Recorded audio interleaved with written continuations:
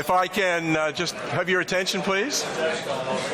My name is Steph Montgomery. I'm Deputy Minister of the Department of Labour and Advanced Education, and it's a real privilege for me to introduce Darren from the Weston, who's going to talk to you about some of the safety procedures, and Darren is also a member of the OSH committee at the Weston. Darren. Hi. I oversee health life safety systems here at the Weston. So if there's a fire alarm in here, you'll hear bells and an announcement on the PA. And the muster station is across the street at the park. There's an exit right here that takes you right outside. So when you go through this door, you can go down. There's also a fire exit right over here that takes you right outside the building. So if the alarms here are a silent first stage, and there's a team at the hotel that responds. And if it goes past that, you will hear bells. Other words, you'll hear nothing. So if you do hear bells and an announcement, it's the exits are here. And if it gets crowded there, there's also through this door to your left or to your right are also exits. So here at the Weston, we promote safety first. Everybody wants to go home at the end of the day. So enjoy your meeting and be safe.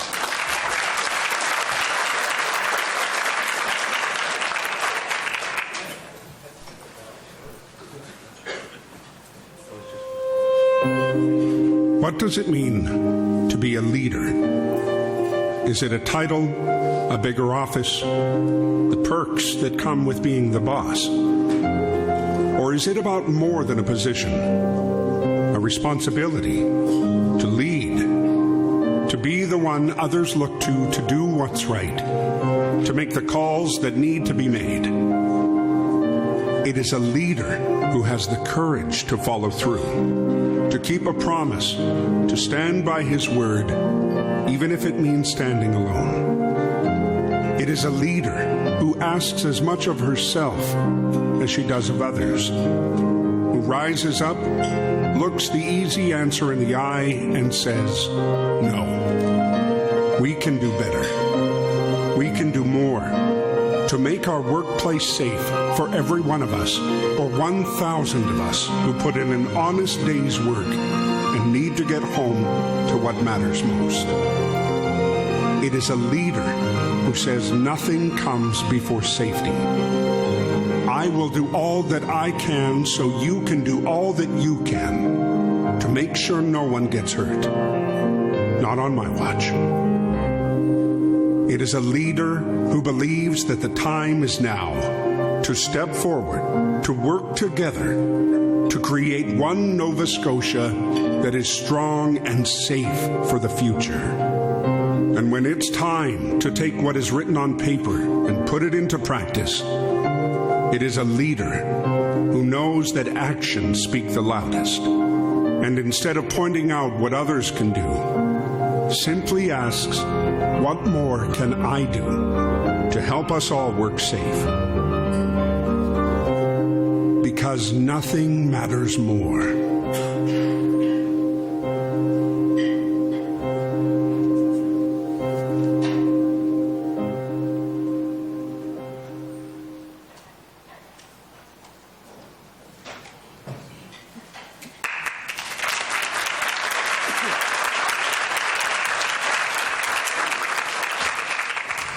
Nothing matters more. Can you say it any better than that? I've had the privilege of working in government for a number of years in many different places.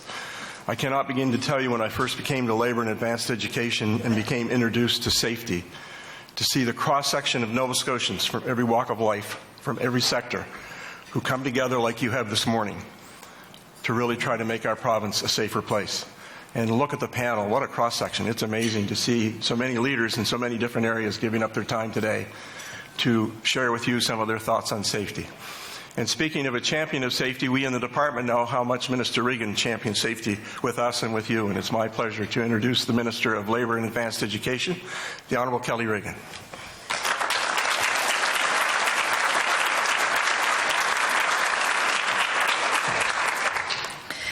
Thank you, Duff. Just a little over 2 years ago, I was sworn in as your Minister of Labour. And it was a couple of weeks later, I was about to make my very first speech as the Minister at this actual event. and I got word that there had been a workplace incident just as I was going on the stage. Shortly after I finished the speech, we got the news that the worker didn't survive. That young man was 21 years old. He had his whole life ahead of him. And I can tell you that that news hit me hard, both as a minister responsible, but also as a mother of young people who are about that same age. So I know the impact of that loss on his family, on the community, and the industry he worked in, and it remains to this very day. And I can assure you, at the Department of Labor, we've not lost sight of this. Every time we talk about workplace safety, I'm reminded of that day. And I'd love to be able to stand up here and tell you that since that day, we haven't experienced another fatal workplace accident.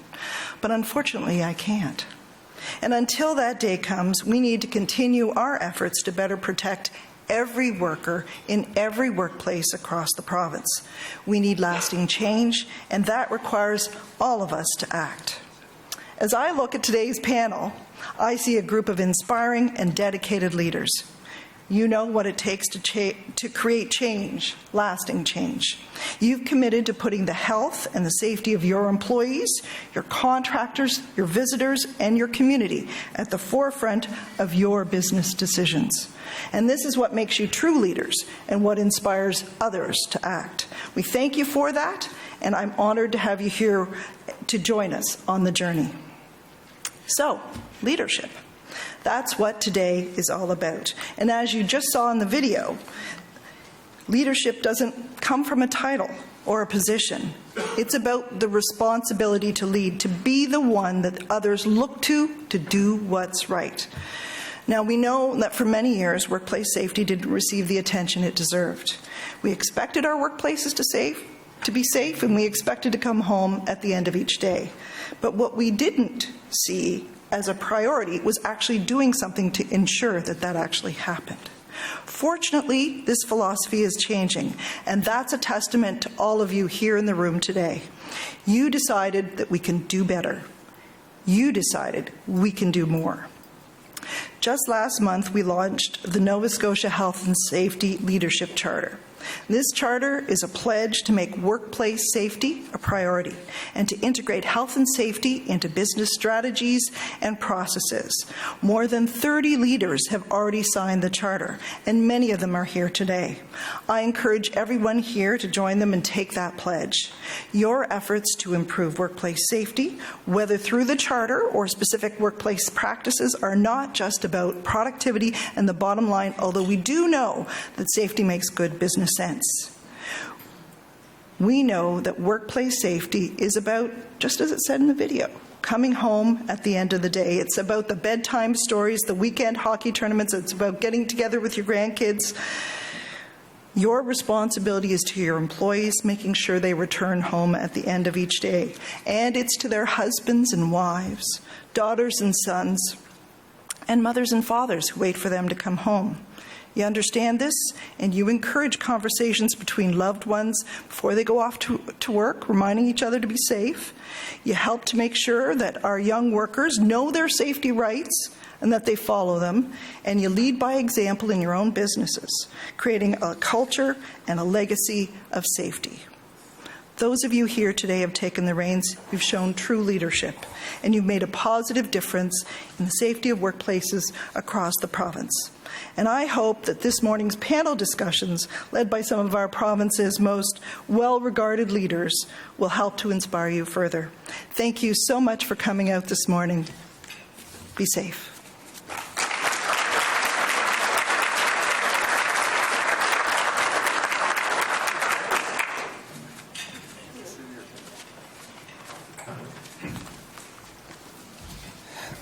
Good morning, ladies and gentlemen. My name's Danny Graham, and for some reason that I'm still not clear on, I've been asked to be your moderator this morning for today's discussion.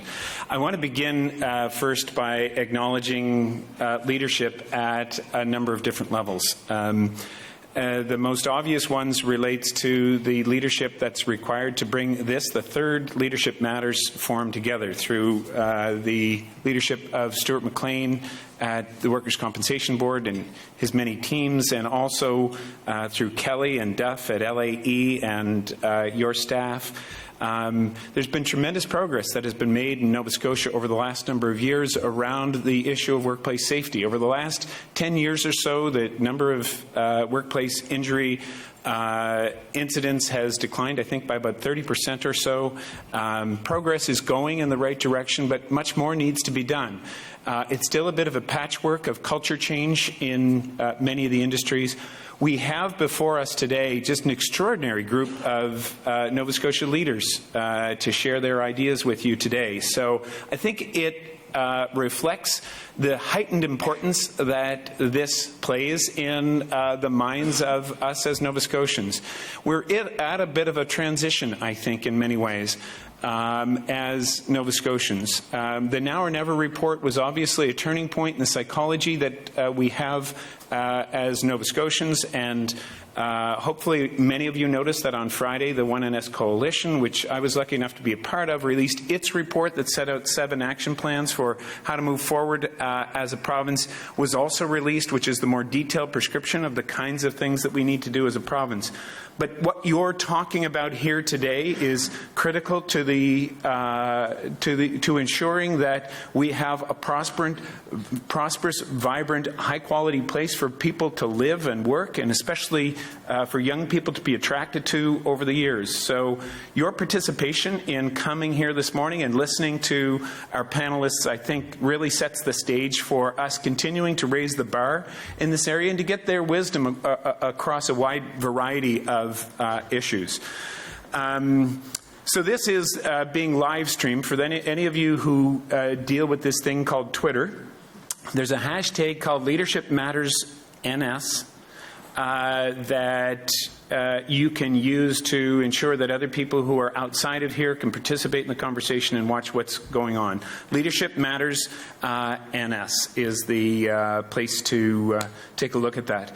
We're going to have a break sometime between 10 and 10:15 just to give you a little bit of a rest, to give you a feel for the day. We're going to try to get as many of these people as possible involved in the conversations throughout the day. It's a big panel, and I'm going to be trying to watch carefully for the persons who are part of this discussion at each moment. We will take a break at 10 to 10:15. We only want that to be for 5 or 10 minutes if we could, just to allow people to come back and have the benefit of the wisdom of our panelists. We've got so much wisdom here. There'll be an opportunity near the end for questions from the audience, so be prepared for that if you've got any zingers that you want to throw out there related to workplace safety. Yeah, I think those are the general housekeeping rules for this. We had some regrets sent along amongst Francis Ferris and Jason Shannon weren't able to make it this morning. They pass along their regrets for all of this. So I'm not sure if I have been in a forum that has had a stellar group, a stellar panel, like the one that we have here this morning from diverse sectors. It just exemplifies the quality of the leadership that's happening around this particular issue and the commitment that's happening amongst the leaders. And we're going to be talking a lot today about the importance of leadership. And you just coming today and giving this morning to this cause is an example of what leadership is all about. So, familiar faces to most of you, but I'll introduce them so that you have a sense of what their sector is for each of these subjects as we go along. Janet Hazelton, you will know from the Nova Scotia Nurses Union, really interesting perspective about how health and not just patient safety, but the challenges related to nurses are tied into workplace health and safety. Paul LaFleche, you would know as the Deputy Minister of Transportation and Infrastructure Renewal. Joan Jessam, you would know as the president of the Nova Scotia Government Employees Union, and Cynthia Dorrington is with Vail and Associates, an HR organization, and also is associated as one of the leaders with the Black Business Initiative. Correct? Okay. Mark Dreschel is he's with a health and safety vice president with Bird Construction. And Rob Bennett, you would know as the former president of Nova Scotia Power and now the COO for Eastern Canada for Emera. Don Bureau, you would know as the president of the Nova Scotia Community College. Really interesting things that would be happening from that perspective. Hopefully everybody knows Ramona Lumpkin, the president at Mount St. Vincent University and the chair of Engage Nova Scotia, I should add as well. Stefan Turbide is with Pratt & Whitney. He's the general manager for Pratt & Whitney as well. Great to have you here. Dan Monk is with Monk Renovations. He's the owner, it won't surprise you, but the name of the company of Monk Renovations. Really important things when you think about what we do and all the people who are employed in the renovation business, a really hot business here in Nova Scotia. Richard Butts, you would all know as the CAO for Halifax Regional Municipality. Great to have you here. A newcomer to Nova Scotia, Paul Vining, is the CEO of the company that's putting in the coal mine in Cape Breton. Really exciting project that's happening there. And he's from south of the border, and he's the CEO of Cutlass Collieries. Is that the proper pronunciation? Janet Knox, many of you will know as the President and CEO of the Nova Scotia Health Authority. So again, health-related issues at play for that. And last but certainly not least, Ulrika Bar-Gedalia, who is the CEO of Digital Nova Scotia, your panelists for this morning.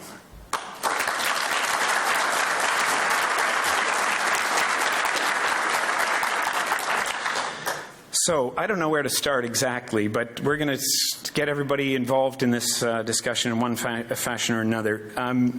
There was a charter that was signed, a CEO charter related to workplace health and safety. That's a national initiative. And one of the things that this charter speaks to is the accountability for leaders in setting a culture for the workplace generally.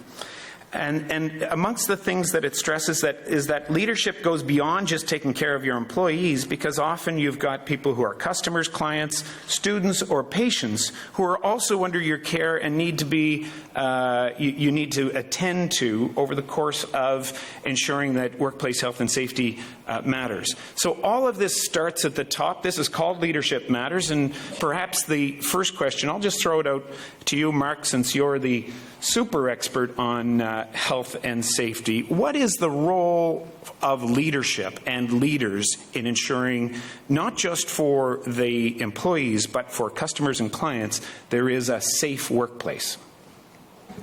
Thanks, Danny. Let me just start by commending all of you for being here and for the panel itself. I feel a bit of a fraud because I'm not actually a Nova Scotian. I'm from our corporate offices in Toronto.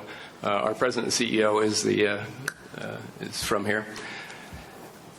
This is a really interesting question of leadership. In the construction industry, we really promote the notion that leadership really happens at the ground. A construction site is a constantly changing work environment. It's not fixed. So as such, we really need to make sure that we've empowered our workers at the coalface, if you will, to be able to make those leadership decisions. So I guess our leadership role is to make sure that we create that environment and that culture for them to be leaders and to feel that they're our leaders.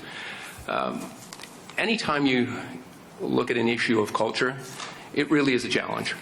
When you're talking, especially large organizations that have thousands of people spread across a country working in different aspects, in our case, industrial construction, commercial, institutional, you've got a lot of different challenges, a lot of different work environments, a lot of different cultures, quite frankly, in this wonderful country of ours. Believe it or not, there's some very distinct cultures, whether you're working in Vancouver versus here versus Toronto. And we really see that not only in our own workforce, but in the clients that we deal with. Fundamentally to this question, I believe that if you don't start with your own employees, if you don't actually make safety critical to them and their appreciation and understanding that we care about them first, then they can't really be expected to pass that on to their clients. I think that's just as true in construction as it would be in education or a hospital environment, et cetera. If we don't model the behavior and those expectations that we have for them as employees, I don't know how we can expect them to extend that out to their clients or to their patients or whatever that demographic would be. So at Bird, we make a strong point of embedding the notion of safety and its importance to them right from the point of their onboarding. We recently, just for 2015, every employee that comes to Bird, doesn't matter what role they work in. Obviously, we have a company of our size. We have offices in Winnipeg. They're just our payroll departments, and we have IT and legal, et cetera. But every employee of our company has to go through 8 hours of online safety training before they even start with us. It's actually the safety program. To work in the oil sands industry in Alberta, you have to take this training. And the importance to me is that everybody in the organization is understanding the challenges that our frontline workers face, why safety is so important, the challenges, the legislative challenges, obviously the risks and the hazards of working in the construction industry. So whether or not you're in our accounting department or our legal department, you understand the reality of where the real risk in our organization resides and where it resides for our workers as well as our subcontractors, our clients, et cetera. So giving everyone else an opportunity to speak to this as well. That's where fundamentally I really believe it starts from how you embed that notion of safety and the importance of safety to your own workers first, and from them it will flow outward for the organization. Obviously you have to create the environment, create the policies and programs around it, but that's the starting point for it. Great. Joan? Good morning, everyone. Just on the role of leadership, I think it's really important for us not to assume, because I sit here myself as a leader, that in my workplace that everybody follows what I believe in. It's about putting the processes in place. It's about having a JOSH committee that's trained, has the time to meet, follows the rules, and reports back and deals with issues. And it's also about not having a culture of blame. I represent 30,000 public sector workers.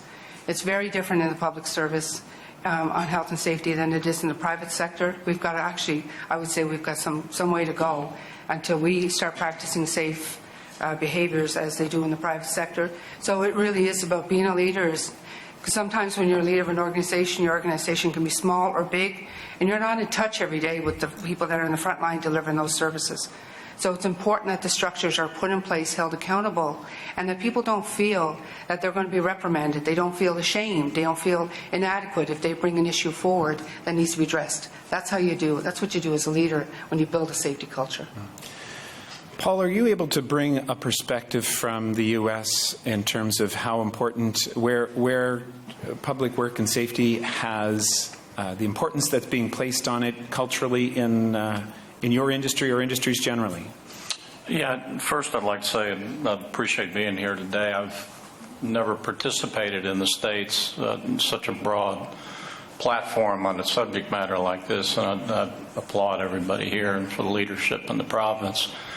My background has typically been in the mining industry for the last 35 years, and my last employer, I had 14,000 people in about 120 coal mines. And the biggest challenge there is getting visibility and transparency. Fundamentally, you have to have exactly what one of the speakers said previously. You have to have discipline. You have to have process. You definitely have to have training. They have to have the tools to do their job. But what I have found where it's probably breaks down the most at times is in the culture, which comes down to people and the human psyche. And typically what I found is it's not down at the lowest level with the hourly workers, but it's somewhere in the middle management side. And what I've taken in the past, particularly where there's a large volume of people spread across, in my case, across the United States, I actually had a team of people, much like cybersecurity, when you're trying to test your system, you hire an outside black ops group to come in and sort of stress test your email systems or your financial systems to see if you have any, sort of backdoors or any issues. And I've done the same in the U.S. and the first reaction is you don't trust us. Well, it's not a matter of trust, actually.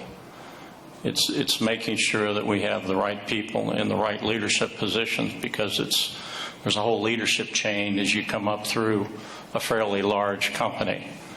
And it starts at the top, but it has to cascade downwards, and you have to somehow find a tool and a methodology to communicate down to the lowest level that it matters to you if you happen to be the CEO or the COO of that particular company. Stefan, with respect to Pratt & Whitney, how do you, Paul talked about the culture change. What are the kinds of things that a large company like yours does to embed that culture throughout the chain to the middle management and so on? Well, good morning, everyone. Yeah, I think that most of you people on the floor and all of us here, we work hard on leadership, like vision, core values. We have plans, metrics and whatnot, and then we work on risk assessment. But I think that, to take other people's words here, I think that the biggest change, the biggest difference will be with employee engagement.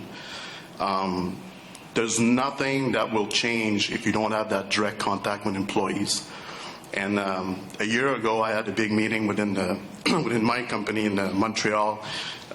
We got 4,000 or 5,000 employees in Montreal, about 325 years, a smaller plant. And what I told the whole management is, can you just imagine the CEO of your company, a large company, coming to your site, and the only reason he comes to your site is walk the floor and talk to people about safety. Not about business metrics, not about bottom lines, nothing but safety. It has a big impact. And that's what we did. We invited our CEO, and all the top level management came. And for employees to hear that, instead of saying, well, we got to expedite this and whatnot, the bottom line for the month end, all they heard about is safety, how it is important. And you know what? Over the years, our site in Halifax has gone over 12 years without any lost time accident. It's very much about culture. It's very much about being really close to your employees. It's very much about recognizing as well all of the good deeds, all the good efforts that are being applied.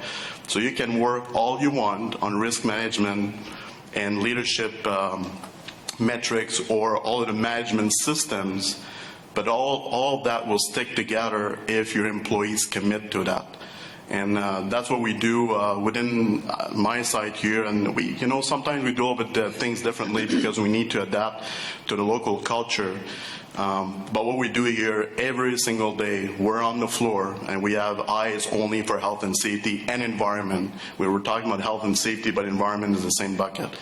So every day when your people see, your employees see how important it is to your employees, or to management safety, it makes a big difference. It's about commitment. Communication is key. I wish, I was just telling a colleague of mine this morning, I wish that all of the big hype and the powerful of Twitter and Facebook and all that, this is a very powerful tool. I wish we could actually use that to actually promote health and safety in our organization. How can we do it? I'm not sure. But it's something that we're thinking about really clearly in our company, how to use those media to pass on the message. But I'm telling you, we can work really, really hard, but if you don't touch the employees, you don't have the direct contact, nothing's going to work. Thank you. Dan, we just heard from a big company. I'm guessing that you walk the floor of your businesses on a fairly regular basis. What's the difference in trying to set a culture when you've got when you're not a multinational company and you've got most of your employees, I assume, personally? What's your role as the owner of the company in ensuring there's safety when they're doing the renovations on homes or buildings in some fashion? Thanks for the question, and thanks for having me here. Really, for me, I've worked for larger companies as well. I've been in northern Alberta and worked in mining environments and seen how the larger companies work. But as Stefan mentioned, it ultimately comes down, even with larger companies, to work into smaller and smaller and smaller, more intimate groups. With my company, we employ about 10 people. I know each one of the men and women who work for me. It does become quite personal when somebody gets injured. I know their family. I know the impact on them.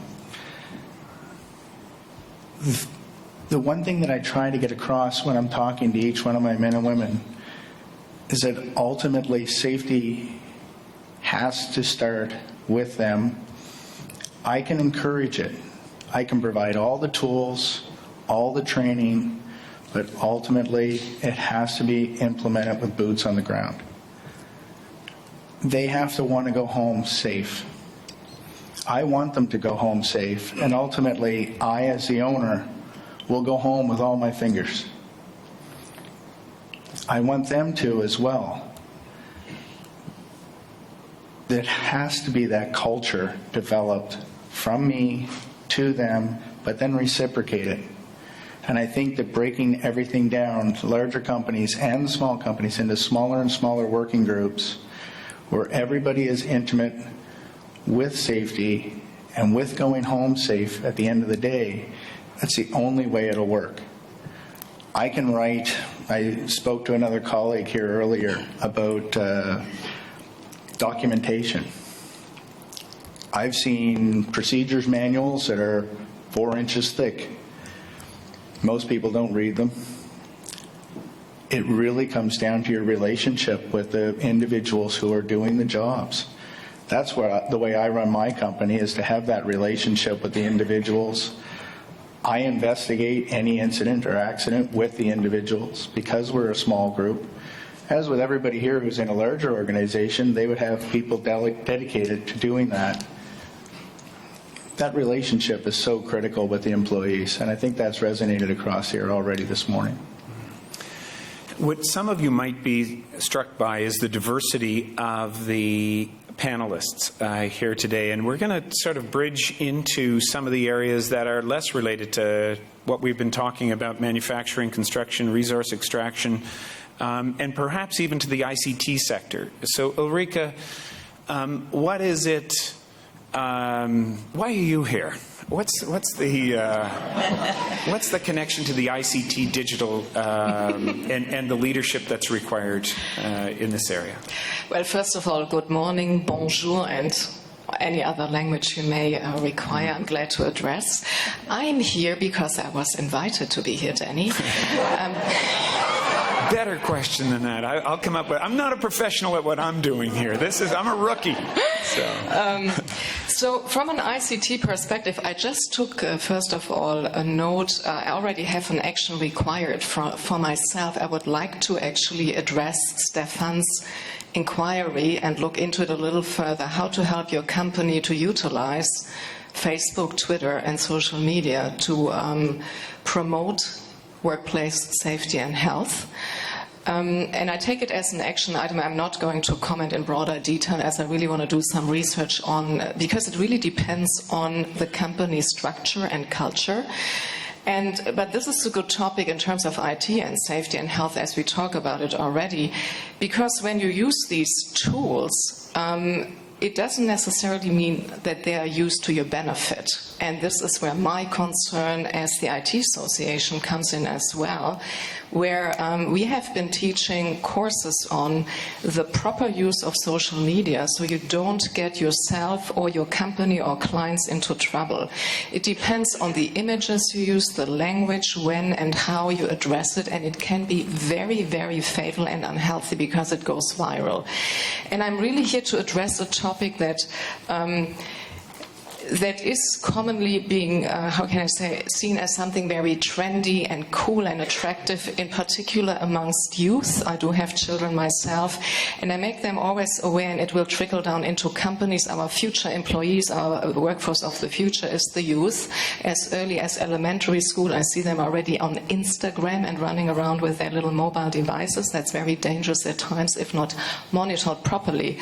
But our association in terms of company and educating the workforce of the future and current workforce is proper use of the tools that are out there. And there are more and more that sometimes we can't follow even.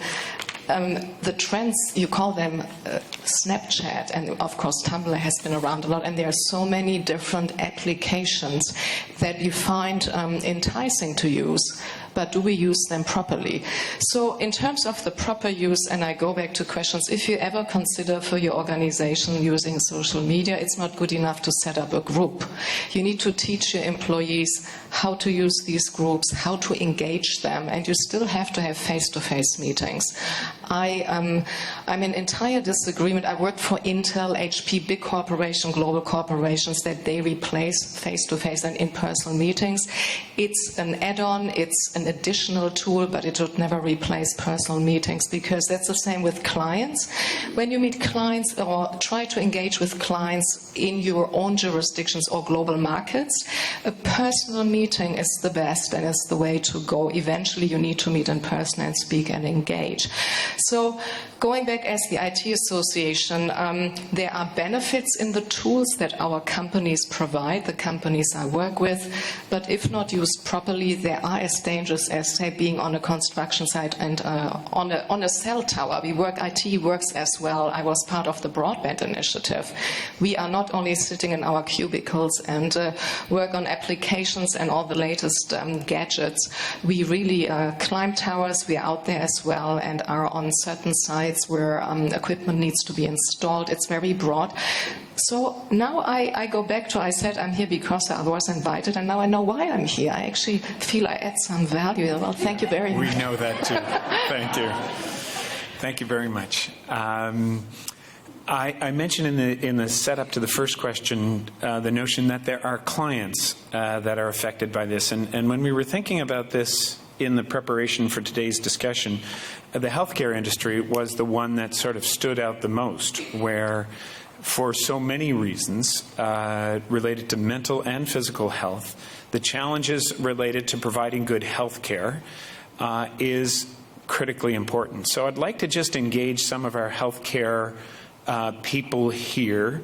Janet and Janet, if you could, if you could speak to, there's a balance I would expect that one is looking to strike between ensuring that there's a proper patient care, but avoiding nursing burnout and the like, not to mention actual injuries. Janet Hazelton, do you have thoughts with respect to that, striking that balance? I have a couple. Okay. Good morning, everyone. Before I get started, though, I want to talk about the amount of injury in our healthcare system. We have 395 people off today that'll be off for at least a year because they're hurt at work. 1 year. That's a lot. $61 million a year goes from our Department of Health to the Workers' Compensation Board. So that's a lot of money, but that's a lot of people. So we have a lot of people that are out of the system today, not providing health care, not being there with their patients. And what that speaks to as well is when they're not at work, someone is there to do their job. And often that person is there on overtime. And when they're there on overtime, they're tired and they're more likely to get injured themselves. Certainly there has been gains made in acute care, but there's still too many injuries in acute care. But our biggest injuries are in long-term care and community care. And the reason for that is because they're not funded the same way as our acute care system. In our community, for example, our VON nurses, when they're going in for their first visit, there's no government funding to send in 2 nurses to do a risk assessment. So that nurse or that care worker can go into a home and not know what they're going to meet or see, or what the client is going to be like. Nursing for too long, when we talk about cultural change, and we've been talking about it a bit this morning, believe that being hit, kicked, slapped, pushed, punched is part of their job. And we believe that because that's what we've been taught for years and years. That, the client, if he kicks us or hits us or slaps us, especially if they have Alzheimer's or if they're elderly, that's just part of my job. That's what happens. You can't, it's not often that you'll see people charged. Sometimes the patients and their families, especially their families, are reluctant to have that patient medicated so that they can be cared for safely. So we have to change the culture of the healthcare worker to say, you know what, this isn't good enough. I shouldn't have to go home with my back sore or with an injury. And there is a lot of walking wounded in healthcare. A lot of our people that are working should be home.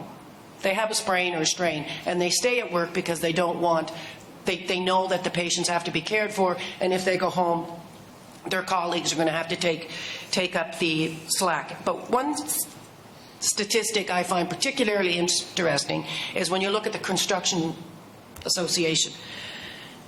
They are reducing their claims year over year. They're 500 or less now, 10% of their payroll. In healthcare, we're at 1,600, and it's 20% of our payroll. So, it's pretty startling that people that are working on a construction site are safer when they go to work in the day than our nurses and our healthcare workers. There's less likely that someone going to work on a construction site is going to go home and be able to go back the next day than our healthcare workers. And I think until we get our heads around that and we get properly resourced, because that's the issue. We need equipment. We need safe equipment. We need to start having inspections. I don't ever remember having an inspection in any facility I ever worked. Nobody from the Department of Labor came in, wrote orders, said, where's your lifts? What's going on? It just doesn't happen. It needs to happen. It needs to be taken seriously because we cannot keep hurting these workers. Joan, do you mind just sharing your thoughts? Obviously, you've got thousands of people in the healthcare sector as well. And then we'll maybe shift it over to Janet Knox. I think it goes a little further than healthcare. I think we really need to talk about the public service, because I can go into corrections, deputy sheriffs, policing, community service workers, even the people that work at Access Nova Scotia when you go to get your license. I mean, our members, there's a culture there that if you work in the public service, being assaulted, being injured is part of the job. And we have, we can go back to what I said at the beginning. We as leaders, I believe we've got the right mentality to go do the right thing, but we can't do it by ourselves, and we need the structures in place in the workplace, and we need our health and safety officers to be free to go in and write orders and not be challenged. I mean, you see them being challenged in the public sector far more than you do in the private sector, and there's more to the workplace than the physical injury. There's the mental health injury, and I know there's questions further on this morning on that I would like to speak at that time. Great. Let's shift over to some public health employers here. Janet Knox, what are your thoughts? Thank you very much, and good morning, everyone. And I will acknowledge that I work in a complex and challenging environment. And part of the issue, what I have learned in working with our employees, physicians and volunteers in terms of creating safety in the workplace, is that we really needed to come together and talk about safety for all. And your comments earlier, Danny, and others around the client versus the worker, it's really about working together and understanding what we're there for and who we're with and understanding the issues. So my past experience, we've had some success, I think some pretty good success, when we all came together and talked about why we were there, who we were providing services to, what were the characteristics of the group, and understanding. I agree with the previous two speakers, Janet and Joan. We had an acceptance of certain things, and we needed to be able to say, how do we create the kind of workplace where all can be safe? And so that is, again, I I agree with all of the comments of the earlier speakers around leadership. But for me, the most important part is engaging our employees, physicians, and volunteers in creating the solutions together and coming to a common understanding of what we value and what's important to us and create the strategies together. Because if I'm the CEO with the management team creates strategies for our workers, that will not work, because it's us describing what needs to happen in a way that may not be relevant. So for me, the very important part is really understanding what are the challenges and how we need to deal with that. For many of the issues, it is around education of all of us about how we support different clients, patients, or each other. And for other issues, it's around the kinds of decisions we make about equipment.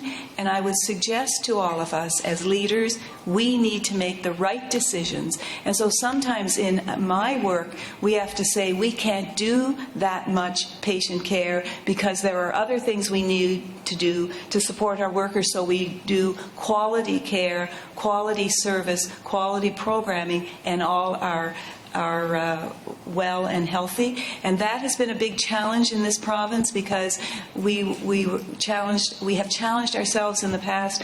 Everything is about the patient first. It always is about the patient and safety from the caregiver's perspective. But if we don't look at what are we creating, the kind of place where our workers can be safe and healthy, and I agree with my two previous colleagues here, physical safety and mental health safety. If we don't have that, we cannot guarantee or suggest that when people come in to and interact with us that we will have a safe and quality service. So it is really about understanding what our challenges, finding ways to work together with our employees, physicians, and volunteers, and staying focused. The last thing I'll say, you're never done. If you think you have a strategy and you think you've done it, you're dangerous, because you're never done here. It's a constant engagement, because our environments are always changing. Thank you. Perhaps a metaphor for working at a granular level. As soon as you think that you're safe, you're probably less safe than you think you really are. I'm interested in the other public sector employers here, Paul and Richard. You've got, how do you create the culture in organizations like yours where the variety of tasks amongst the different departments that you're responsible for are so varied? You've got different departments, different cultures in each of those departments, and you're trying to create something. It's not like Emira. They know they're in the energy industry and they can drive something potentially more linearly. Richard, do you want to start with that? Sure, Danny, and thanks for asking me to come today. I'm really excited to chat about safety. You ask, it's a question that goes across your entire organization related to the culture of your organization. We've talked about that a lot. But when you've got a diverse workplace and a disparate workplace spread out over a large geographic area, it's important that you work on the fundamentals of your entire organization. Those fundamentals are consistent over time, and whether they relate to safety or whether they relate to financial responsibility or customer service, you need to be providing a consistent message across your organization over an extended period of time, so that when frontline staff are challenged, they can rely on the fundamentals you provided them with, and understanding that health and safety are one of our highest priorities. And I would agree with some of the early people, the public sector hasn't been as advanced as the private sector has, but helping our frontline people and the people closest to our customers understand what our fundamentals are, so they can rely on those fundamentals when they're challenged, is what we're trying to seek out to do. So get this consistent message out there over an extended period of time, and understanding that nothing is more important than health and safety. The second thing is back to the leadership point, which many people have made this morning, and appropriately so. You have to have a fundamental value system and a fundamental behavior system that drives safety in the workplace. And I heard somebody say, another safety meeting I was at one day, is that the behavior you walk by is the behavior you accept. And we need to constantly show and demonstrate leadership related to behavior in the workplace. And somebody said this morning, it isn't about discipline, and I would agree, it's not about disciplining people. It's about helping people understand how the workplace can be better for everybody by making it safer. I come from a really aggressive business. We heard from the mining industry. I come from the waste management business, and I was in that industry for an extended period of time. And the greatest advances we made were advances in process improvements driven by the people who served our customers. We had one person suggest a way to pick up material in a different way that saved 5 steps every time we stopped the truck. We stopped the truck 100,000 times a day. You save 5 steps a day. Certainly there's productivity benefits from that, and we were all about productivity, absolutely. But when you take 5 steps away on 100,000 stops and you do that over a year, you're making the workplace safer because you're doing less wear and tear on people, less risk on people, and you're making the workplace safer. So one idea from one person, who knows how many injuries that saved. So process improvements are so important. But back to the fundamentals, which is that you have to have a consistent message about your values and your behaviors to the people you work with over an extended period of time. You have to demonstrate your commitment to that. Do you know how those 5 steps came to be? Did they come from the ideas of people who are on the front line? Oh, absolutely. Yeah, it was absolutely one person on the front line. I remember taking me out to a truck saying, if we did this modification to this truck, I could do every stop in 5 steps quicker. And the modification was relatively simple. It had been available to us always, but nobody had either suggested it or tried to act on it. So absolutely, the biggest process improvements I've seen in not only the private sector when I was in the waste business, and the public sector when I was in the waste business, but also in the public sector when I was in a higher leadership organization, have all come from fundamental understanding of how to do the job on a day-to-day basis and how to make those fundamentals better. I'm going to just, before I go to Paul, Rob, I just want to maybe put you on the spot a little bit on this question. How important, it sounds like this idea of having employees feel empowered to say this can be safer and easier is an important one. In your work with Emera and Nova Scotia Power, is this something that your company's looking to foster from the bottom up as well? Well, thank you and good morning. That gets, I think, really to the heart of what we're trying to do at Emera in terms of moving safety ahead. So just to summarize some of the things that people said this morning, I've worked with lots of CEOs in our industries and in other industries, and every CEO out there that I've been engaged with believes passionately in creating a safe workplace. And those CEOs all tend to exhibit a set of characteristics or principles or beliefs that make them successful in changing what we talked about this morning. Most people have talked about changing the culture in the company to a culture that's focused on safety. Now, everyone's trying to do that, and I can only relate to you our experience in Emera, but we've found that the most effective way to do that obviously starts at the top, obviously starts with a genuine belief in safety as an integral element of good business. All of the CEOs that I deal with don't look at safety as an alternative or as an expense, or they don't think about it in that way at all. They look at the business and they believe fundamentally that a business that's operated safely is almost always consistent with a business that's successful and operating really well. Because the principles that turn into good safety are the same principles that turn into good business. So those CEOs look at it as an investment, but there's a bit of a critical element that I've distilled out of it that I think is really important, and that is creating a culture of respect. It really starts with respecting what it is that people do every day on the front lines of the workforce, what people do in the leadership of those front lines, and respect all the way through the organization. And that respect is usually accomplished by creating an environment where there's a lot of open communication, which I think gets to the point of people being able to talk about what they're concerned about and share their ideas, their innovation, and be respected for that and listened to. And so if you have created a culture in the business that is respectful of all of the people in the business, that has open lines of communication and encourages that, then you start to create a culture where there's trust.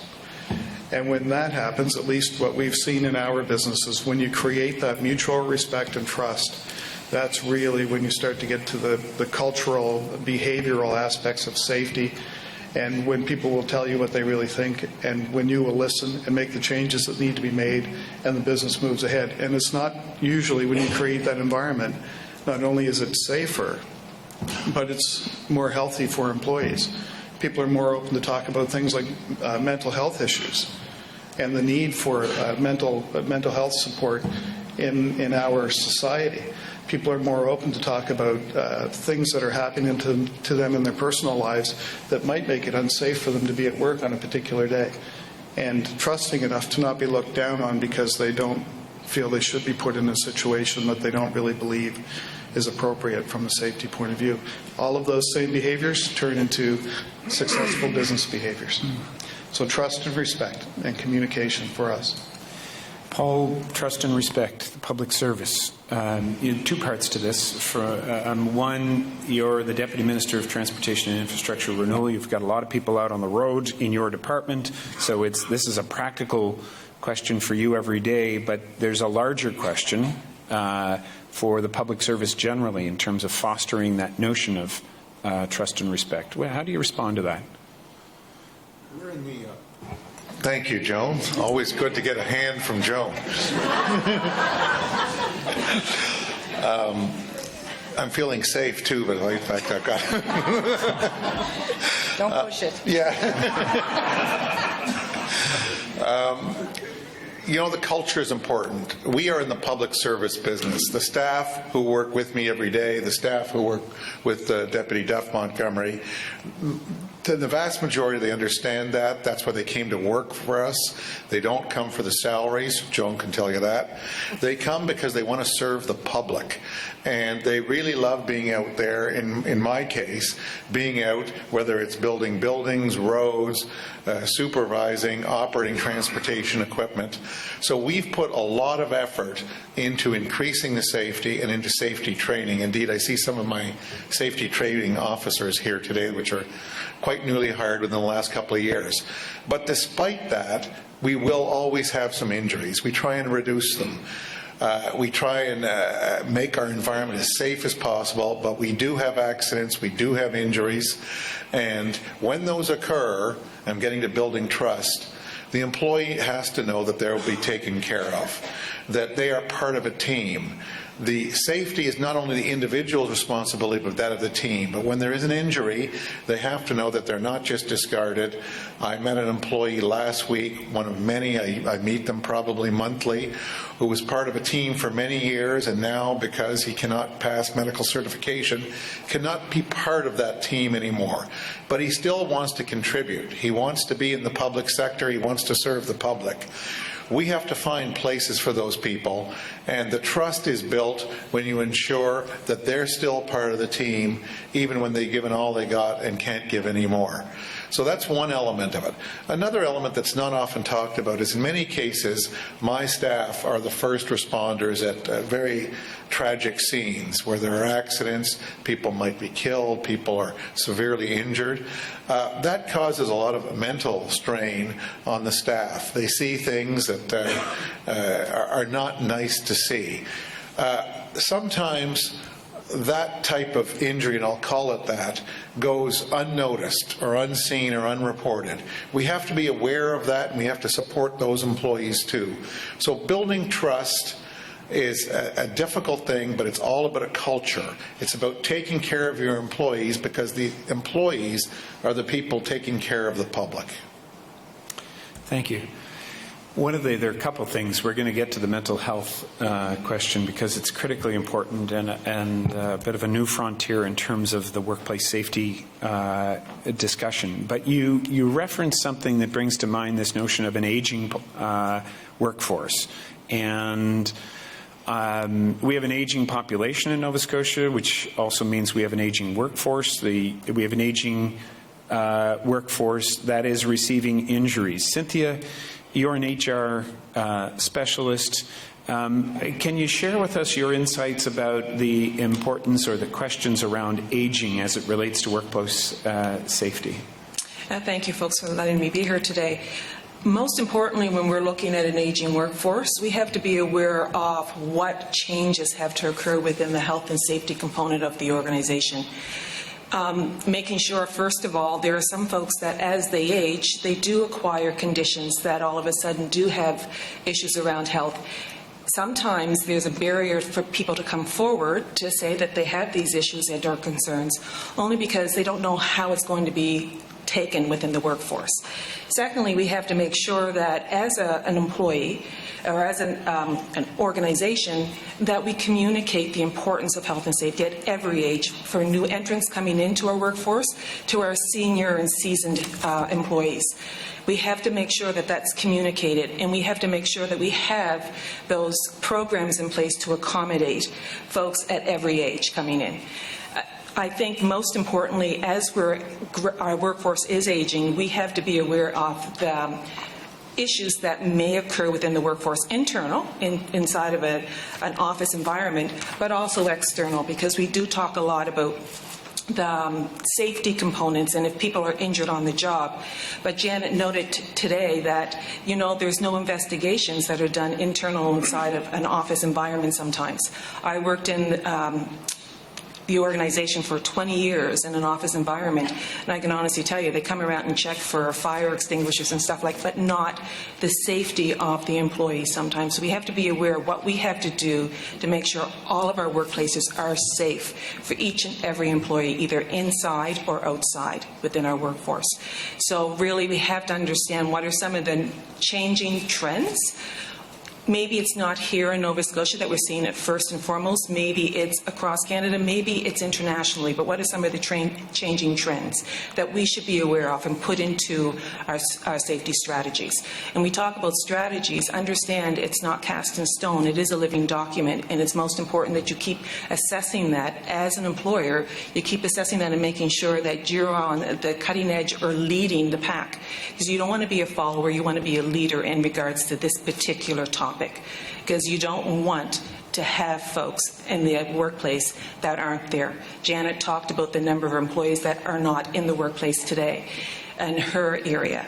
That's most important when you think about that number, 390 some odd. That's a huge number to have from one employer when you think about it. So we have to really look at what is going on, what are the trends, what's happening, and make sure we try to incorporate as best we can as employers so that we can minimize any workplace safety issues that are there. Thank you. Janet Hazelton. Yeah, just one point I wanted to add about the aging workforce. In our long-term care facilities, that's where we are having the biggest number of injuries and the least amount of impact on any of our prevention strategies. And the reality is the people that are in our long-term care facilities are very sick now. The years ago, they used to just go there and they were playing bingo and going for walks, and those people are staying home until they can't possibly do anything anymore. Those are the residents that are in our long-term care facilities. They're very, very sick, physically, and a lot of them have Alzheimer's. We have an aging nursing workforce and other caregivers. The average age of a nurse in this province is around 50. So that in combination, and the staffing levels in our long-term care facilities under legislation hasn't changed in 30 years. We have one registered nurse responsible for 110 residents. There's PCWs. Our PCWs have 6 and 7 residents that they have to do total care on. No wonder they're getting injured. It's not physically possible for them to do the care safely. Many of our long-term care facilities don't even have lifts. So our care workers and our nurses are lifting these people out of bed 3 times a day, every day of the week. No wonder their backs are getting sore and they're getting... We need to seriously look at that sector, and we need to fund it. We need to give more money to those facilities so that they can hire the appropriate staff, numbers of staff. Thank you. Thank you. I'd like to bridge to the popping up of this mental health question, and maybe put Don and Ramona a bit on the spot, because undoubtedly the issue of mental health is something that would be important to the many people who are working in your institutions. To what extent has that been a new emerging area, and what's being done in your institutions to ensure there's both better prevention and better support for people who have mental health concerns or challenges? Okay, thanks, Danny, and good morning, everyone. It's been a real pleasure to listen to the other panelists and hear how much commonality there is in terms of our concerns about safety in our workplaces, and yet there is, as Danny's pointed out, a lot of diversity in terms of the institutions or organizations that we represent. With regard to a university setting, mental health is something that's very much at the forefront of our concerns. I'll start with the question of student mental health. It is an area where we've seen exponential growth in terms of the students who come to us with mental health challenges or difficulties. They go to our accessibility center, our counseling center, and register with us that they do have these particular challenges, so that we can work with them. Increasingly, with universities right across North America, this is it's a facet of our work with students that I think, a couple of decades ago, we were hardly aware of. It probably has to do more with, to some degree, with more self-reporting, more comfort on the part of students to disclose and to seek the help that they need, and that's a really good thing. I think the destigmatization of mental health is something that right across our society we recognize the importance of, and we've been working very hard to see that happen. One of the strategies that we've used at the Mount is to offer a program called Mental Health First Aid, where we train staff to be able to observe among fellow staff members as well as students signs of difficulty, and not to try to be a trained professional themselves in dealing with it, but to help them at that point if they're a person of trust or in a relationship where they can actually intervene and help and see that they get professional support. And we're finding that that's having some very good results for us. But frankly, when you have a student, when you have 4,000 youth on your campus, and they're changing every year, and you're constantly adjusting to a new population and wanting to ensure their safety, their mental health, their ability to pursue their studies in the most productive way possible, then you really have to, well, as Janet said, you're never done. You do have to pay attention all the time to the supports that are needed, and that's something that we're working very hard on. Staff and faculty mental health, of course, is part of the picture as well. We tend to think that those jobs within the knowledge sectors may be less dangerous, but in some ways they do carry stress and health-related vulnerabilities that we do have to address. Thank you. Don?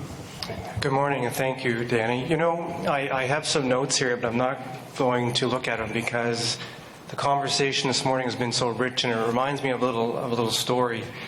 2 years ago on a Sunday evening, I was watching a television program with my youngest son. The show was Undercover Boss. You ever seen Undercover Boss? And he said, "Dad, you should go undercover sometime at NSCC."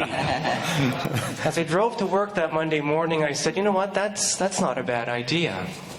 So with my staff, we organized that over a year, I would spend a day in each of our 120 programs, quote unquote, undercover.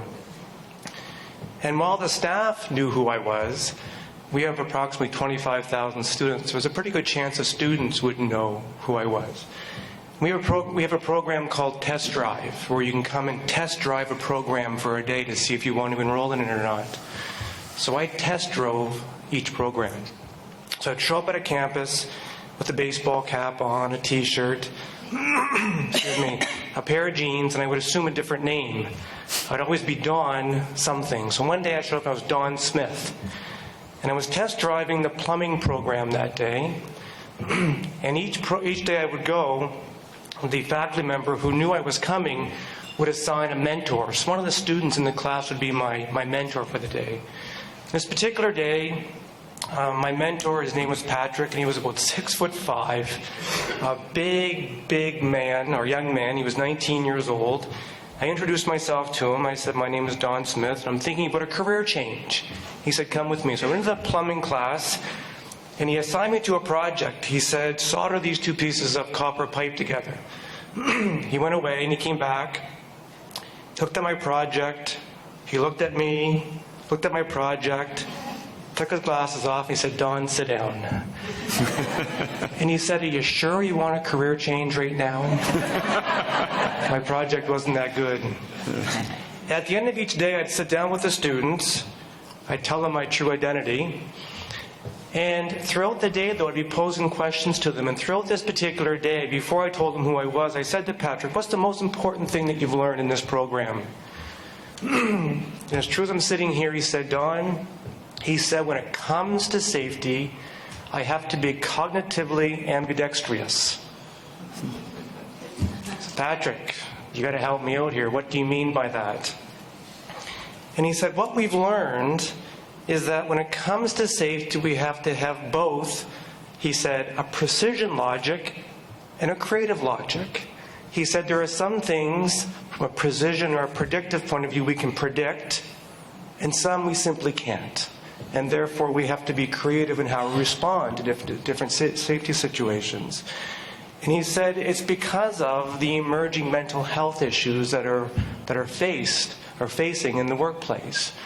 So there was a young man, 19 years old, who had his head wrapped around this notion of being a both and, being able to predict, but also being creative in dealing with safe work environments. And I asked him, where did you learn that? And he said he learned it from the faculty member bringing in industry partners to talk to the class. And I walked away from that thinking how important these types of forums are, where we come together as a community. Yes, we have significant challenges, and we're facing those today. And yes, we need more funding, and I couldn't agree with that more. But we also need more awareness and more dialogue. So to the industry partners in the room today that in my world of applied learning at NSCC, I want to express a deep appreciation, because only through dialogue, connections, those relationships, can our emerging workforce, those 19-year-olds coming into the workforce, understand he must be cognitively ambidextrous when it comes to safety. Thank you. Great, thank you. Maybe I could just open it up to the other employers. To what extent, anybody feel free to answer this, are you finding that the employees who you're onboarding, particularly young new trainees, are conscious or more conscious of this issue of public workplace of workplace safety than they would have been before? And what are their needs potentially that are different than the needs that might have existed 10 or 20 years ago?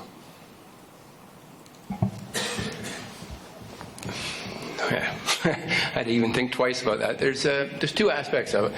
One, I would say the millennials, in particular, that we see coming in, are far more likely. They have a recognition. They're taught the fact that they're not going to be a one-job, one-career demographic. So they know that they have an expectation that they're going to change jobs, in which case it's that much more important, and there's that much more effort, I think, on our part to make sure that in our recruitment efforts, in our retention efforts, that we put that much more emphasis on what their needs are.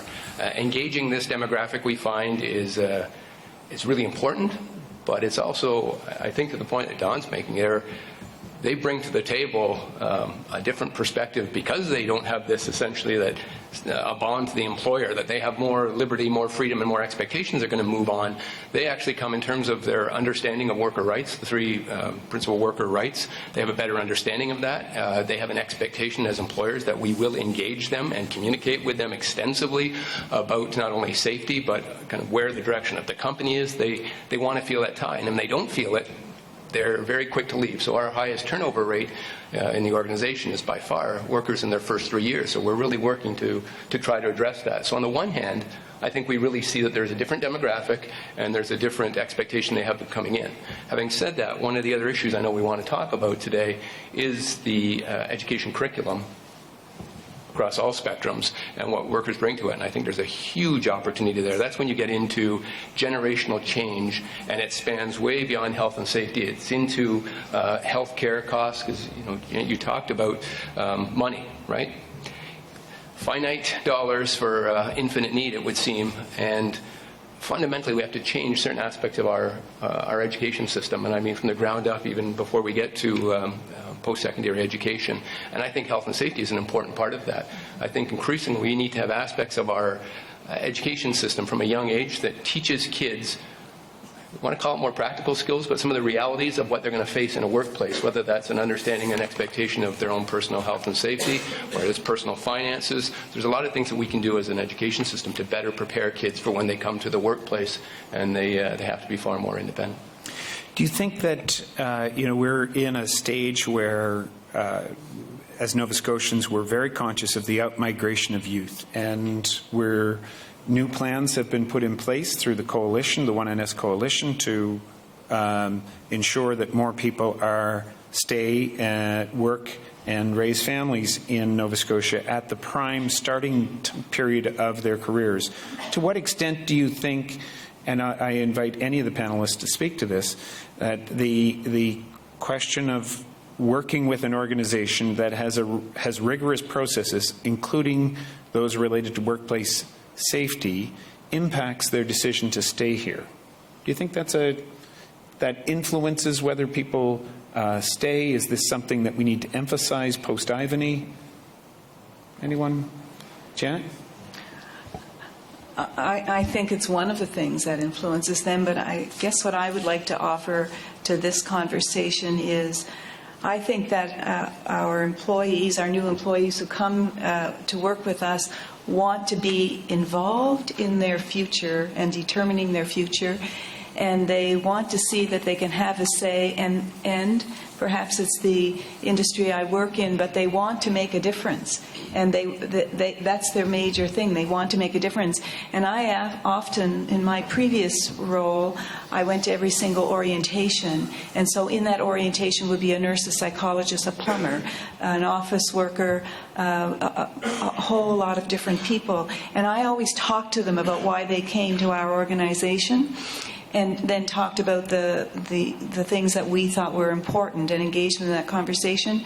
So I'm always worried about making assumptions about any group of employees or any age of employees. And what I have found is if we engage them in the group activity and they can and help them find their place, that's the kind of employment they want, and those are the ones who are going to stay with us.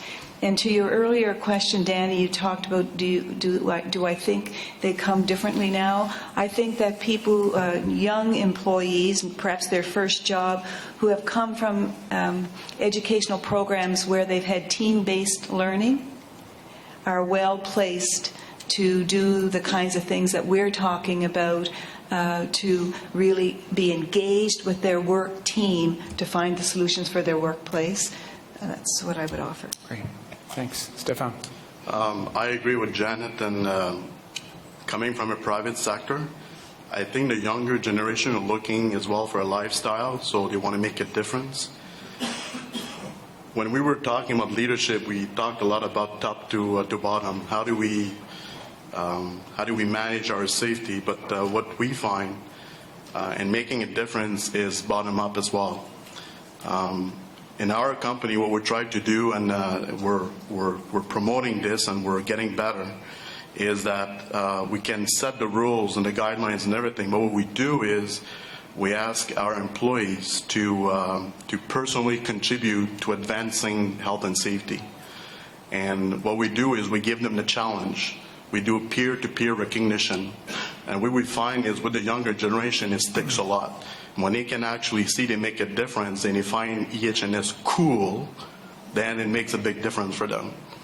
And I think that, you know, we need to adapt to our new generations in that regard. That's a good way to engage our employees. And certainly making a difference and recognizing it goes a long way.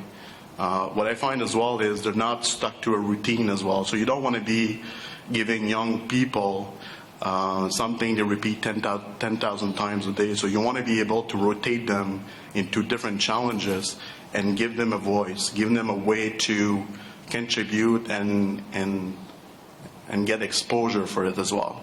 So making it cool for them is, and I found that with quite a few people already, gets them to stick to the company. And that goes far beyond the dollars. You know, I think that they're not looking for the big pay and all that. If they got enough to be able to deal with their social life, what they're looking at is much, much better from the company. How can I contribute? How can I have a good job? You know, I think it's been a couple of the leads that has been successful. Mm-hmm. Thank you. Richard. Thank you. I think that attracting youth to a workplace, you know, you talk about sort of end-to-end attraction and retention, and all those things are in there, whether it be, you know, the things we always talk about, which are wages, benefits, vacation, those things. But the other thing is that the price of admission for attracting a person, and the fundamental that most people accept and rely on, is that they're getting attracted to a safe workplace. It's a price of admission. I think there's an additional level of responsibility to the kids, and this might be parochial by me or as a parent, but I think that when kids, young people receive opportunities, whether it be in the private sector or the public sector, who do they rely on for advice when they decide to come work for us or start a career with us? Is they rely on their parents, and their parents offer them advice. And I you know, we talked this morning about our responsibility to families. When I see young people in our workplace and I look at my obligation to them, I think about it from a point of view that I think their parents have entrusted those kids to us. And there's a different, parents didn't send their kids to us to work in an unsafe workplace. So I think it's a real strong responsibility on our part to remember that we've got some young people with us who are essentially naive. They don't recognize risk in the same way our more mid-career people recognize those things. So I think it's a higher level of obligation on the organization to understand that those kids have been entrusted to us by parents. Ulrika? Yeah, from an IT or digital technologies perspective, it's actually exactly what was just discussed, which is so interesting because it's really going across all sectors and industries. When I listen to these conversations about youth out migration, I often challenge people and say, if you now replace the term or word youth with immigrants, that is a similar challenge, and international talent and even international students and youth being here. And I'm telling you why, because we have also a relatively low retention rate of international students and immigrants in this province.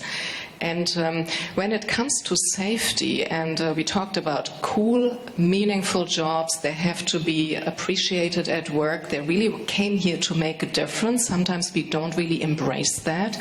And I don't like the word keep them here, but provide them with the opportunities to make a difference. And when it comes to safety, which I find very interesting, I lived and worked in 6 different countries. So our opportunity, but also challenge in Nova Scotia will be that safety for someone in one country doesn't mean safety for another person. So integrating that new, very enthusiastic workforce who really wants to make a great difference can bring its challenge in, because it needs to be explained in the context of the Nova Scotia and even Canadian environment. So they can, for example, come from a far stricter culture or a far more, well, it's a little looser, so these explanations have to be made and adapt and adjusted to, but they're all meaning well, and I hear about a lot of cool and meaningful jobs, and they want to be appreciated. And the same in IT, we always hear the average salary seems to be relatively high, but the feedback is really they want a corporate welcoming culture with meaningful employment. And again, I wanted just to bring the layer of immigration and international students, as we do have so many fabulous talent here in this province that not always decides to stay for many reasons, but that safety level. And I give just an example. Purposely, Germany is being perceived as perhaps being relatively strict when it comes to safety. I used to work at the headquarters at Compaq Computer, which was the European headquarters, and I found it quite interesting, the contradiction. And I purposely bring it to your attention to get rid of certain perceptions that might be out there. So I was told, Ulrike, why are you still at work at 5:30? That's far too long. You should go home. That's healthy. Take a rest. And I had my ergonomic chair and everything. At the same time, employees were allowed, that was the late 90s, to smoke in the office. And so I just find, and Germany in 2008 finally implemented, and it is really not very healthy. And I was pregnant that time too, being called the big-bellied woman, which was perfectly fine. I was the only one of 2,000 employees. I did change actually the smoking policy at Compaq EMEA in Munich. But just these perceptions that are out there, and then how do we accommodate new employees, whether they're young, they're coming from other cultures, they all can add an immense value as long as we communicate, engage them properly, and constantly keep that dialogue as it changes so frequently. So I just wanted to add that. Thank you. Thank you. I want to get back in a moment, and perhaps after a break, to the traditional industries and workplace safety related to them, but I don't want to leave the issue of mental health in the workplace, because I suspect that whether it's the stress of keeping up with technology or the latest research or the work that you're doing in the healthcare industry, the mental, or if you're a first responder, there are countless ways in which we are impacted, our mental health is impacted by our role in the workplace. And we all know that sometimes the most disguised element of what we bring home, it takes a while before the challenges that we're having at work really surface in the conversations at home, and sometimes it's too late. Joan, you wanted to talk a little bit about the mental health issue as well. I certainly do. This is an issue that's near and dear to my heart. I've been in my job for about 17 years now, and I've come across literally thousands of members who have told me stories that are heart-wrenching, heartbreaking, from losing their partners to suicide, to losing their children to suicide, to coming to work and not even being there, mentally being there, and ending up with physical injury.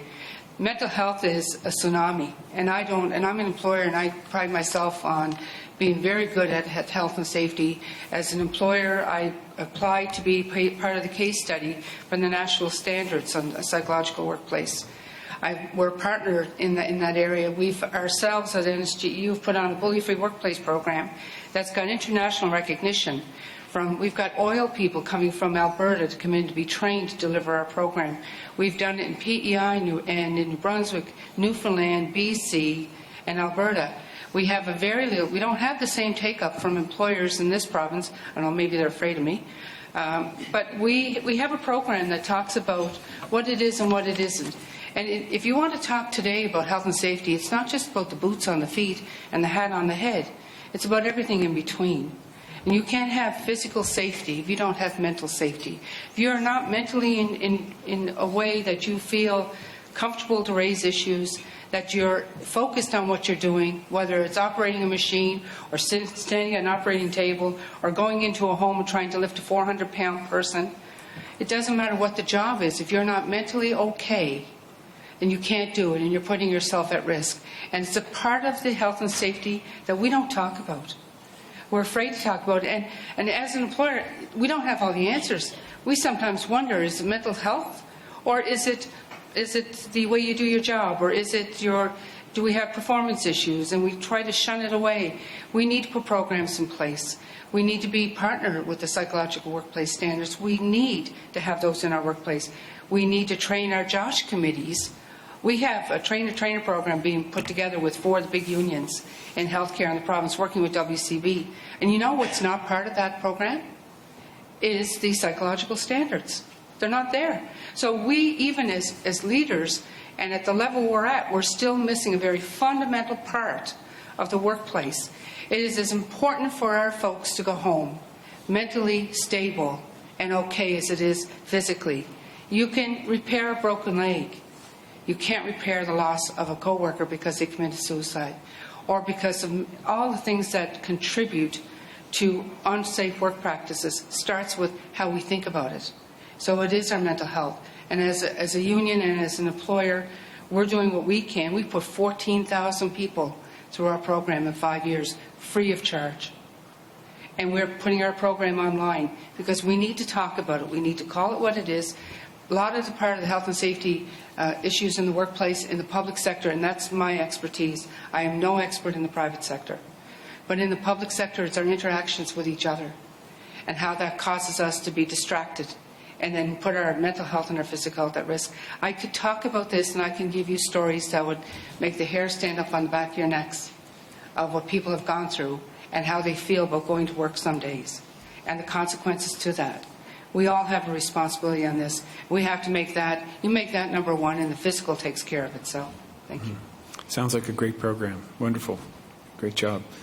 Anything to add, Cynthia, from an HR perspective around this issue?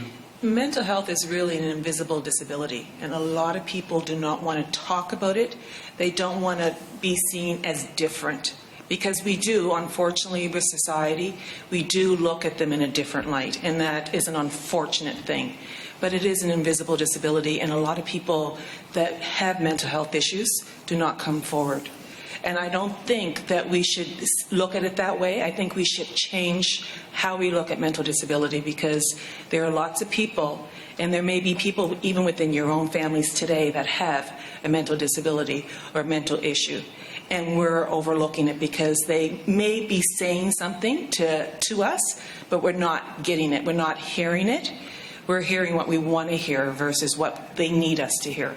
So I think it's really important that as employers, we have to understand what does that mean to our workforce, because we do have a lot of people that do have issues around mental health issues. Some of it could be because of stress. Do we have programs out there to help employees alleviate stress? We put deadlines on employees with projects or whatever. Sometimes we have to understand that that could impact them.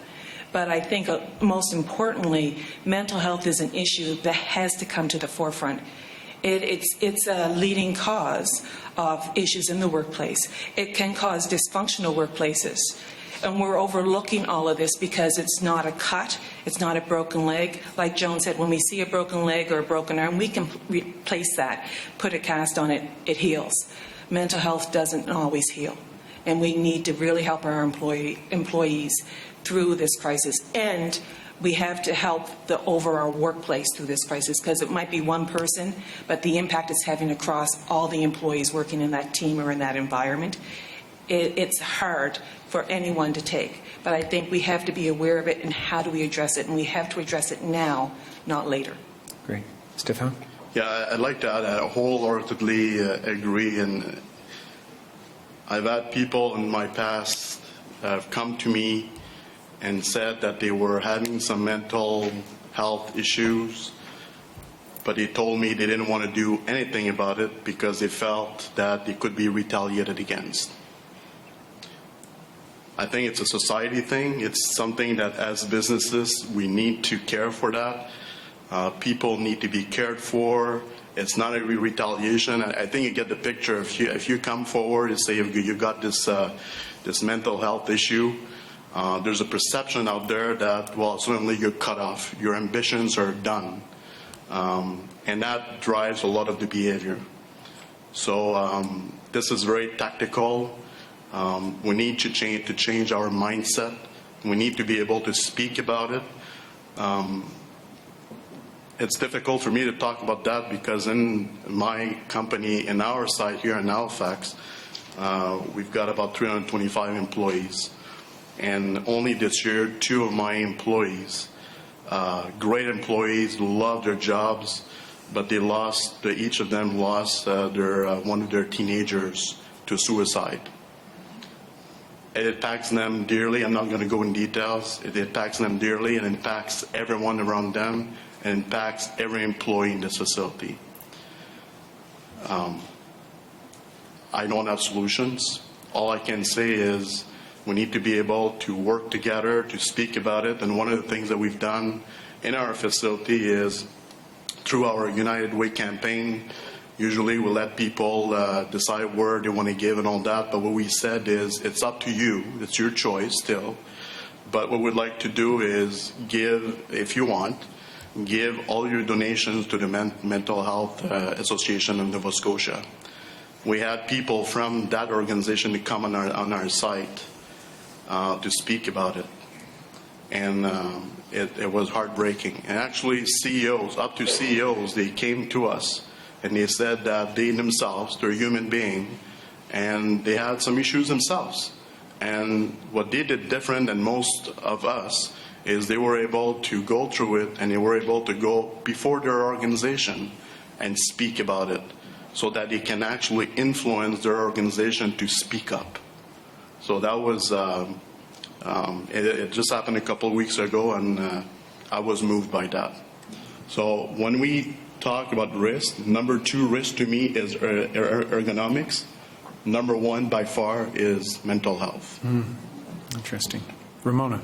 Yes, and again, thinking back to comments I made earlier with regard to how much more we're seeing these mental health problems emerge at that age, that adolescent age, or young adults, when we see them on our campuses.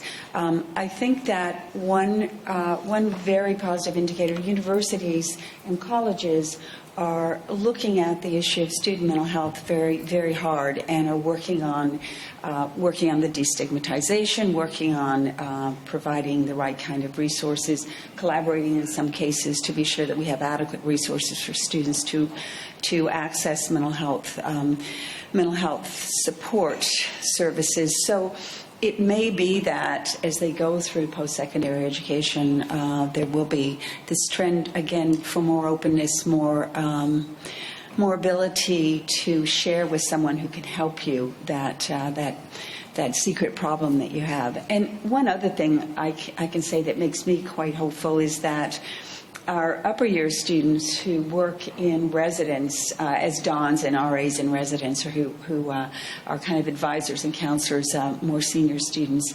they are so aware of the mental health challenges that youth face.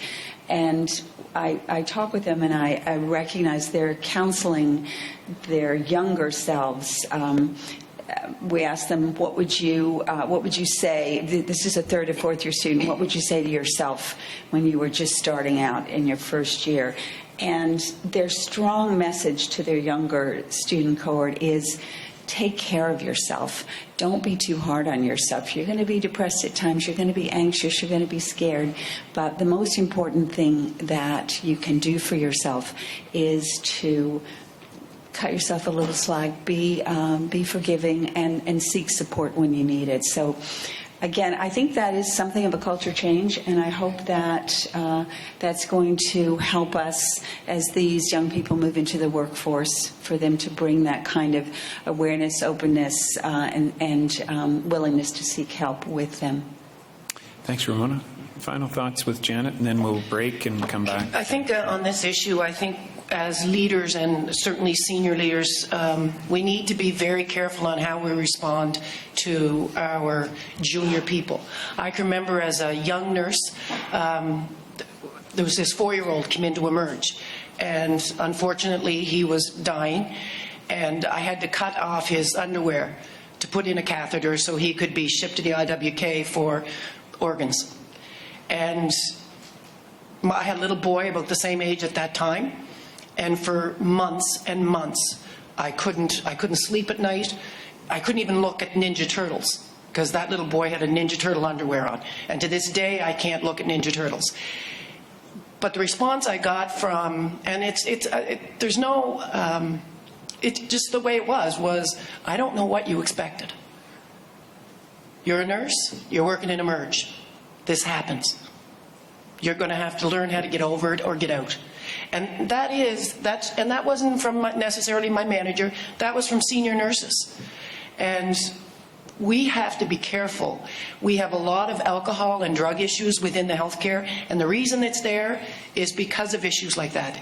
It's because they're finding ways to cope.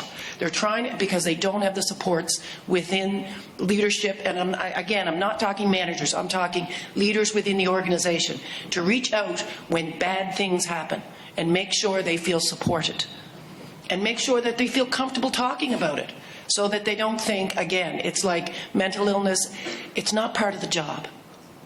You have to deal with it and you have to cope with it, but you need to support these young people that don't yet know how to cope when it's their first death, or it's the first time they've held someone that's going to die, or it's the first time they've heard a mum scream like I heard her scream.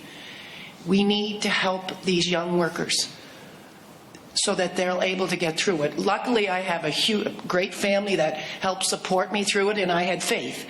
But lots and lots and lots of healthcare people don't. So you just have to watch out for that, especially public sector employees. You know, they're not there to be yelled and screamed at and treated with disrespect. So I think the mental health is a lot bigger than we give it credit for. Thanks. It reminds me, when you talk about that challenge, or Stefan was alluding to the leaders who have spoken up of something that happened. I work with a law firm that has 500 employees across Atlantic Canada. And last year during the Bell Let's Talk initiative, one of our senior lawyers, one of the most respected people in the entire firm, on a live stream to all offices at the same time, spoke about his struggle with mental health. And we shared some data about how lawyers are more prone to suicide and substance abuse and various other things. And that step that he took alone absolutely changed the mindset of people throughout the organization in terms of support for each other and support for organizations that are trying to make a difference in this area. So thank you for sharing that story, Janet. And to the other panelists, we're going to take about 10 minutes till 20 after 10. We'll come back. I encourage you to think about the questions you might want to ask when we come back, because there's going to be an audience participation part of this as well.